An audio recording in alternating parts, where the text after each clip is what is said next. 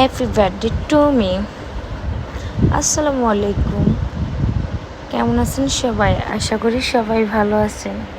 আপনাদের মাঝে অনেক দিন পর আমার আরেকটি ব্লগ ভিডিও আনলাম, নিজের বার্থডে ভিডিও। খুব সিম্পলভাবে বার্থডেটা সেলিব্রেট করলাম ফ্যামিলির সবাই মিলে। এই যে রেডি হয়েই দেখতেছেন একটা রেস্টুরেন্টে হাজির হলাম।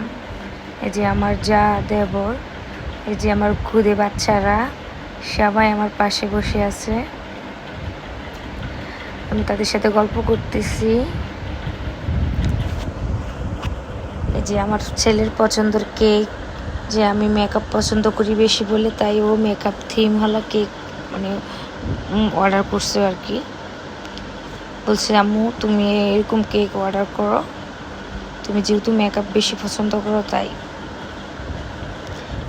এই যে সবাই মিলে, তো এখন সবাই মিলে কেক কাটতেছি। সবাই আসেন আসলে, মানে খুব কাছের দুইজন মানুষ, যে আমার ভাবি, আরেকজন ছিল ক্যামেরার বাইরে। মানে ও খুব সাধারণভাবে কেকটা কাটলাম আর কি। যে বেলুন, তারপরে স্প্রে, ওগুলো কিছুই আনা হয় না, জাস্ট একটা কেক কাটলাম আর সবাই মিলে একটু খেলাম আর কি। আসলে কেক কাটার ইচ্ছা ছিল না, আমার বাচ্চার বেশি ইচ্ছা ছিল যে আম্মু তুমি কেক কাটো, তোমার বার্থডেতে আমি কেক গিফট করব।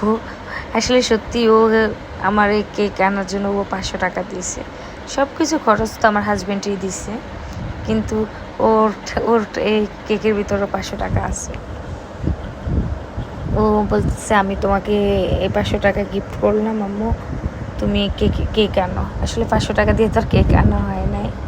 এই যে আমি আমার যাকে খাওয়াই দিচ্ছি, তারপরে আবার একে একে করে সবাইকে খাওয়াই দিব আর কি।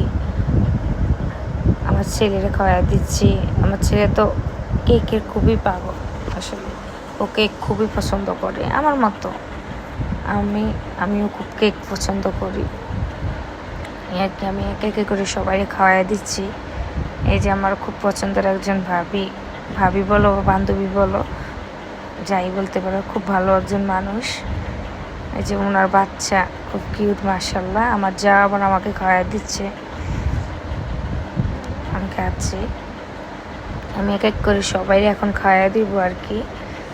আমার যা আবার ভাবিকে খাওয়াই দিচ্ছে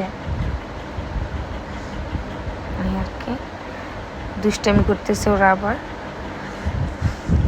আসলে খুব সুন্দরভাবে মানে সবাই মিলেমিশে দিনটা ভালোই কাটছিল আর কি। সময়টা ভালোই কাটছিল। বাসায় এখন আর এসব কিছুই করা হয় না, খুব ঝামেলা মনে হয় রান্নাবান্না করা, তারপরে রুম গোছানো, ডেকোরেশন করা, খুব মানে বিরক্ত মনে হয়।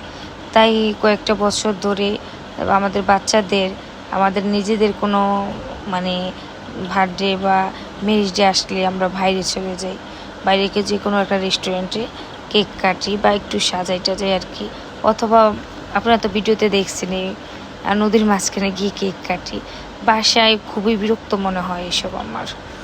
ঘর নোংরা হওয়া, তারপর রান্না বান্না করে মেহমানদের জন্য এনার্জি থাকে না আর কি, নিজেদের রেডি হওয়া সব ব্যাপার। আর এখন কি সুন্দর একটা যদি বড়সড়ভাবে আয়োজন করা হয়, তাহলে রেস্টুরেন্টে আগে বুক করে নেই, আগে কয়েকজন যায় বেলুন টেলুন দিয়ে সাজিয়ে তারপরে আমরা রেডি হয়ে আস্তে ধীরে যাই।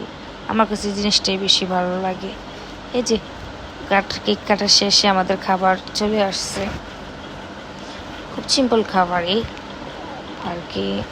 এই যে খাবার, ভেজিটেবল, চিকেন, রাইস। তো বেশি কয়েকজন ছিল না, তো খাবার রেডি করতেছি যে আমরা সবাই মিলে খাচ্ছি। আমার ভাইয়েরা খাচ্ছে, আমি খাচ্ছি, আমার যা খাচ্ছে, যার বাচ্চারা সবাই খাচ্ছে। ওর সাথে কুক ছিল যার মেয়ে। এই যে আমি আবার একটু ঢং করতেছিলাম আর কি ভিডিও আর কি। এই যে আমার যা সবাই খাচ্ছে। ও আবার একটু ফাস্টফুড আইটেম কম পছন্দ করে আসলে। আমার ছেলের, আমার ভাইয়াদের খুবই পছন্দ বাইরের খাবার, ফাস্টফুড আইটেম।